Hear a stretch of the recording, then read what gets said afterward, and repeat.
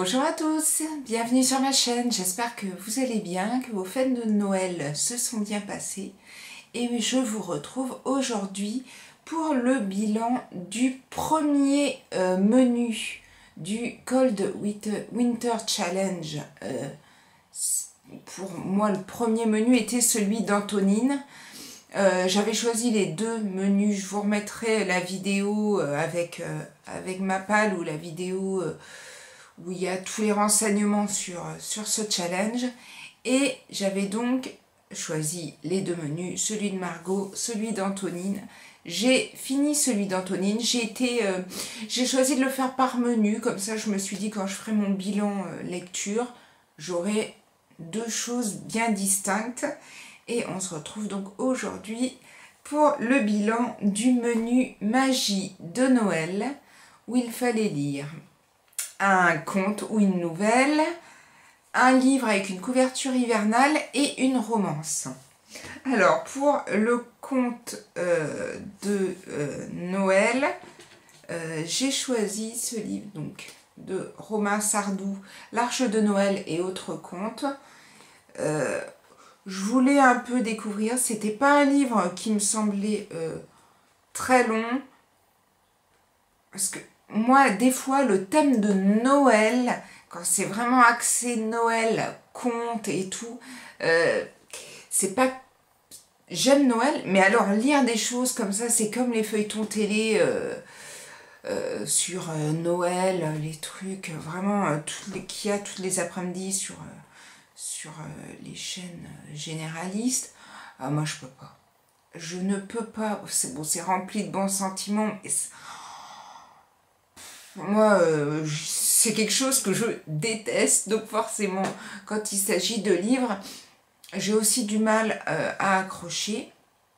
J'ai lu celui-ci, il est plutôt agréable à lire, c'est pas un énorme coup de cœur, mais voilà, c'est un livre assez sympa à lire. Alors, il y a un grand conte donc, qui s'appelle L'Arche de Noël, et après, il y a plein de petits contes derrière, donc voilà, c'est pas pour moi c'est pas le livre du siècle, mais c'était très sympathique quand même à lire. Ça parle d'un petit garçon, Amaury, qui a 8 ans et qui est dans la rue et qui se réfugie pour dormir un jour, et il y a une société secrète et là on commence à parler de fées, de lutins et tout. C'était sympathique, mais voilà. Pour moi, bof.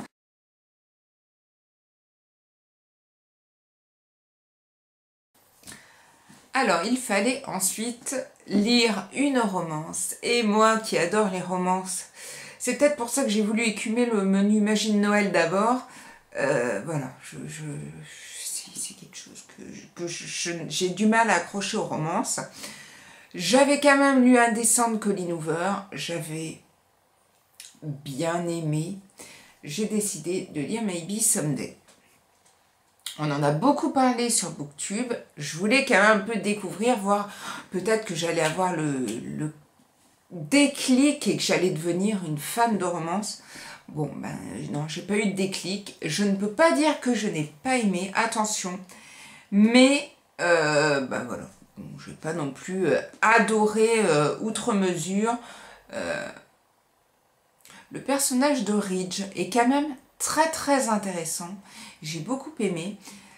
Sydney aussi. Bon, les personnages sont bien amenés, tout à fait comme dans Indécent. Je trouve qu'elle a quand même le don d'amener des personnages et des personnages intéressants. Maintenant, pour moi, c'est trop long, c'est trop... Bon, c'est trop romance, quoi. Donc, c'est l'histoire de Sydney qui a tout pour elle, tout lui réussit, et elle a un petit copain qui s'appelle Hunter, et qui la trompe, et elle va rencontrer Ridge, mais Ridge a également son cœur pris, c'est un musicien, et elle va lui composer des chansons et des mélodies à la guitare. Voilà. Et bon, et la romance part de là, se mettront-ils ensemble ou pas, les histoires compliquées, enfin bref. Voilà.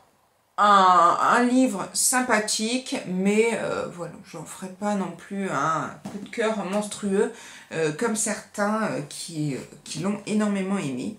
Et le dernier livre était un livre avec une couverture hivernale et j'avais choisi Glacé de Bernard Minier qui est paru chez XO Édition ou XO Édition, je sais pas comment.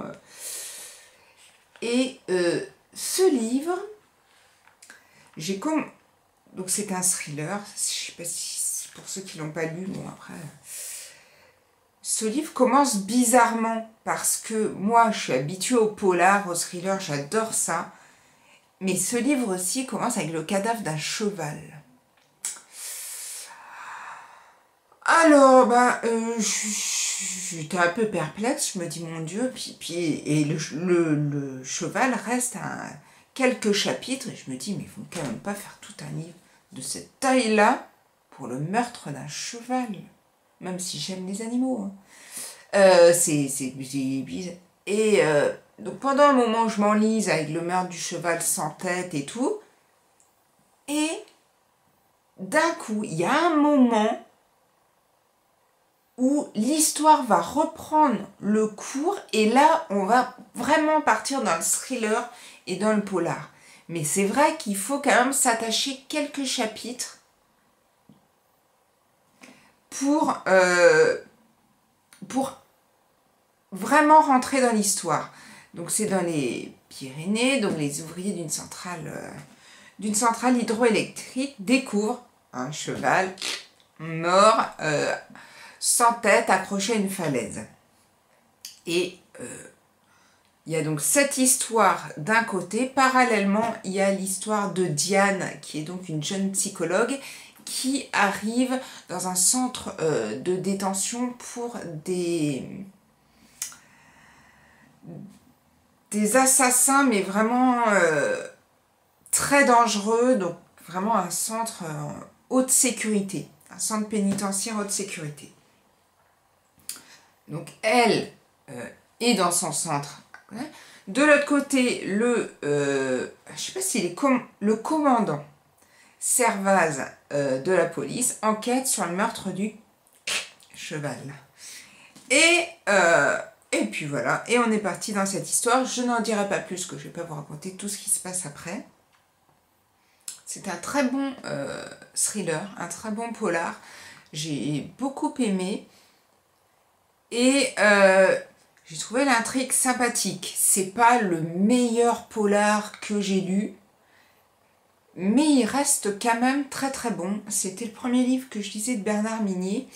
Et c'est vrai que du coup, j'ai envie d'en découvrir d'autres. Celui-ci était quand même vraiment une belle lecture. Et en arrivant sur la fin, on veut vraiment connaître le dénouement. Et moi, quand j'arrive comme ça aux 3/4 du livre et que je ne peux plus le lâcher, je me dis oui, c'est un bon thriller. Donc si vous ne l'avez pas lu, n'hésitez pas à découvrir ce livre. Donc voilà mon bilan pour le menu Magie de Noël. Il me reste donc le menu de Margot Noël scintillant que je lirai sûrement au courant du mois de janvier. En attendant, je vous souhaite de belles fêtes de fin d'année, un bon réveillon. Moi, je ne serai pas là, on part en vacances la semaine prochaine, donc je vous retrouverai l'année prochaine pour une prochaine vidéo. Je ne sais pas encore ce que je ferai, j'ai plein d'idées, et puis voilà, on verra bien. Peut-être une petite palle de janvier, peut-être un haul. Je pense pas que j'aurai non plus énormément de livres. Enfin bon, je verrai l'année prochaine. Et en attendant, prenez soin de vous. Passez de bonnes fêtes en famille. Et à bientôt. Ciao, ciao.